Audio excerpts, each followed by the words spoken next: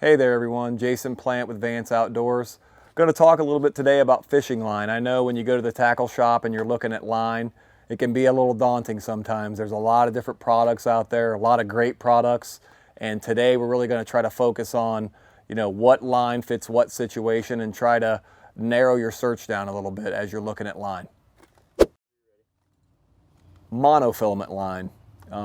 As a kid, I remember I'd buy these little Zebco reels, and they always came with 10-pound Berkeley line on them. And I really love monofilament. I know a lot of times with all these new lines out there, people might not see the utility in monofilament line, but there is still a lot of good uses for monofilament.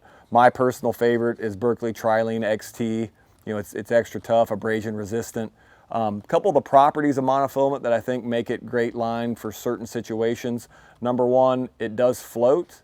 And number two, it has a lot of stretch in it. So floating property, when you're casting topwater baits and you want something that's going to keep that bait up, the monofilament line will float. The other thing that the monofilament line helps you with when you're fishing topwater is the fact that when you go to set the hook, when you see a fish grab the bait, oftentimes, we're visual people. We love seeing those fish come up and crack those topwater baits, but we all have a tendency to pull before the fish actually has the bait all the way in, and you end up with a lot of missed hits.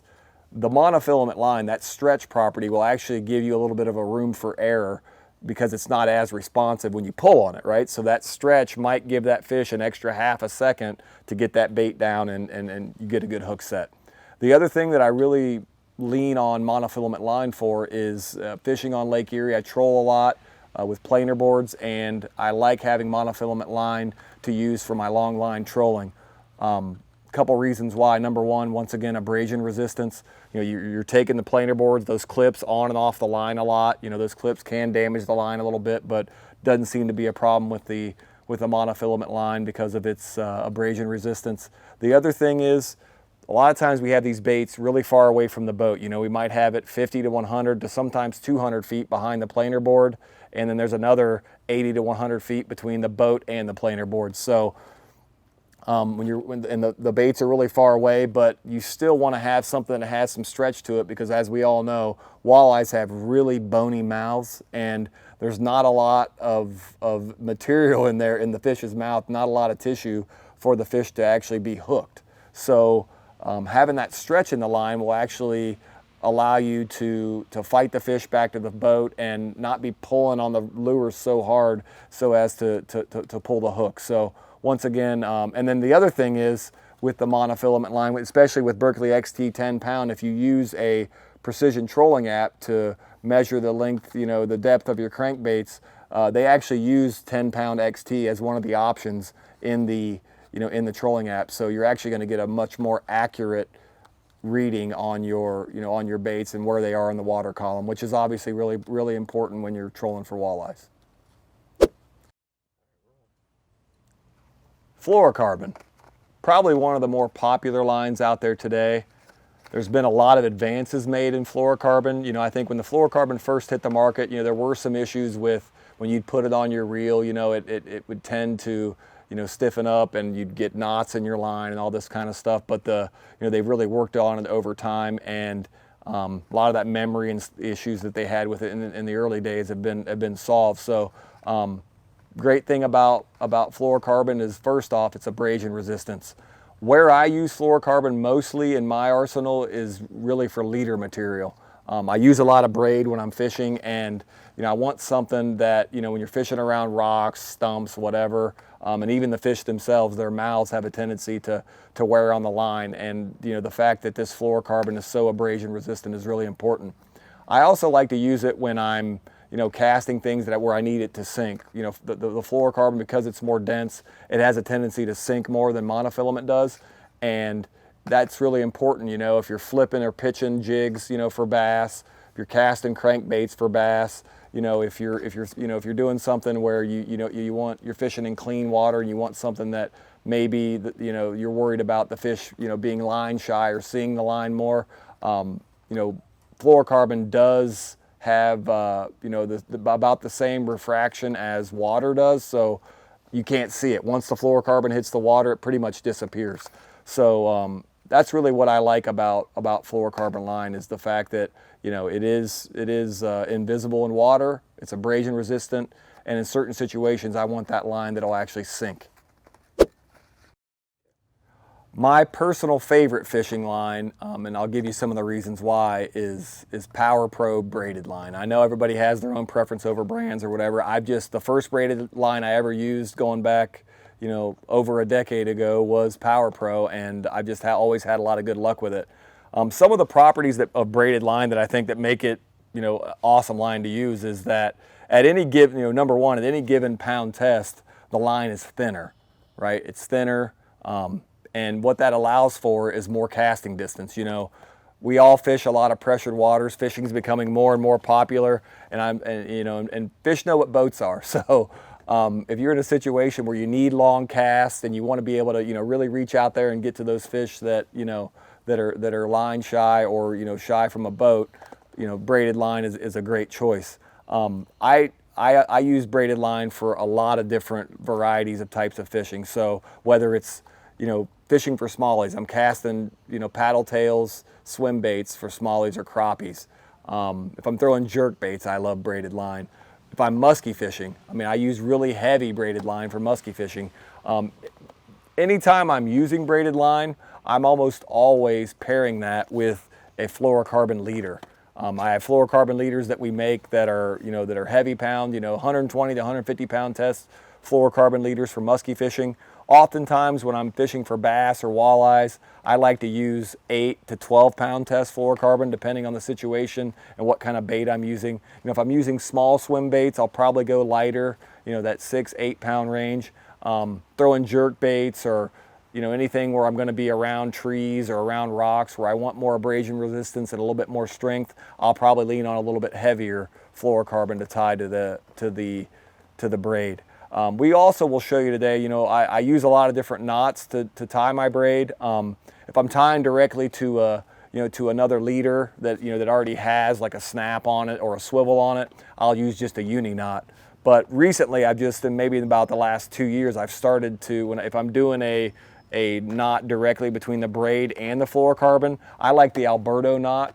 Took me a little bit of time to perfect it. I've gone online, watched a lot of videos, and I've just found that knot is really reliable. And the best thing about it is it's really thin, and it's, you know, it doesn't, if you're tying your braid to your, for example, if you're tying your braid to your monofilament backing on your reel, we've all seen it, right? I used to use the double uni to uni, and sometimes I would end up with a little bump in my reel. What that does is, when you're casting out, you can hear a thunk, you can hear it hit that bump. If you do the Alberto Knot in that situation, it's a lot thinner, it's a lot smaller. You won't have that bump in in between your backing and your braid. And then once again, for the leader, if I'm doing a 6-foot leader between, at the end of my line where I'm trying to, use it for swim baits or jerk baits or whatever, that Alberto Knot will actually go right through your guides. It won't catch. It's really thin. It's really strong, and it's just a really easy knot to tie. So we'll take a minute here to show you guys how to tie that as well. This is the knot we're going to show you guys today. It's the Alberto Knot. Okay, once again, we're going to show you how to tie the Alberto Knot. You can see I've got the real one laying here on the paper, but for demonstration purposes, we're going to use this rope. So this is my fluorocarbon leader. And once again, for demonstration purposes, this is my braided line. So first thing you do is just make a simple loop in the fluorocarbon.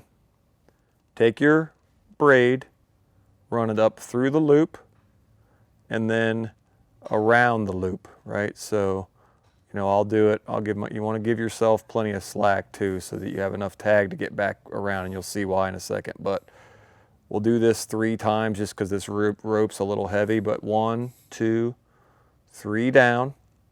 And then once again, you want to go back towards the braid now. So 1, 2, 3 times, and then back through the loop. And then you hold the tag ends and you just cinch it down. And that knot is really strong, really sleek. You'll just trim these tag ends off, and you'll end up with the finished product. So that's the Alberto Knot. Okay, so a couple pointers with the Alberto Knot. In our demonstration we showed you, we went 3 times towards the fluoro and then 3 times back towards the braid. In actuality, when I tie the actual knot, when I'm doing fluoro to braid, on my, when I'm fishing, I do 7.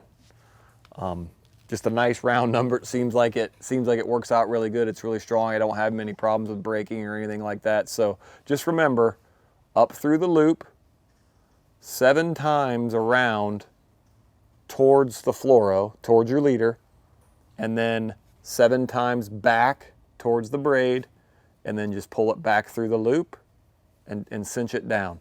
And that will, but once again, it's going to give you a really sleek, really strong knot. Places to use it is braid to leader. It's a great place to use it. Braid to backing is really good. And any situation where you're going to tie a leader, I think the Alberto Knot is the way to go. So it's pretty funny. We're just looking at this Power Pro box, and I just noticed that it's got my favorite knot on the inside of the box. It's the Uni Knot. I use the Uni Knot for anytime I'm tying a lure onto my line, or a snap or anything onto my line, I'm using a Uni Knot. And I'd like to show you guys today how simple it is. This is one of those knots that when you get used to doing it a lot, you'll be able to do it in the dark. You'll be able to do it without even looking. So I like to show you kind of how I do that, and it's just really a great knot. It's really strong. I mean, I don't know how many of you ever watched Knot Wars, but it's one of the strongest knots out there on Knot Wars. Just a really good knot. Okay, once again, for demonstration purposes, we're going to use these scissors as the eye of the hook or the snap or whatever you're tying your line onto. And this is your main line, your leader, whatever. So just simply go through the eye of the hook or whatever you're tying. I'll set it down here so you guys can see it. This is your tag end. You make a loop here, and this is your main line. Loop here in the bottom.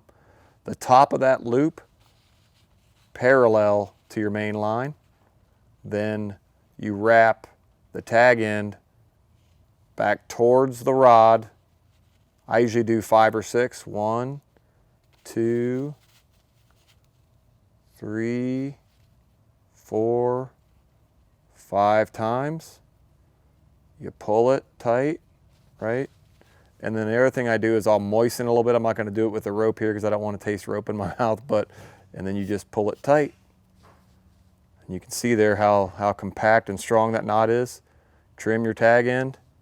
You should be casting all day with no problem. That's my favorite knot right there, the Uni Knot. Looks like a little barrel when it's all done. Once again, thanks for spending some time with us today talking about the different types of fishing line. If you have any questions or you want to buy some line, Vance's has 3 locations. We've got Hebron, Obetz, and Lebanon. Good selection of all these different types of lines there. If you wouldn't mind giving us a like on Facebook or a subscribe on YouTube, we'd love to share more videos with you in the future. So thanks for your time today.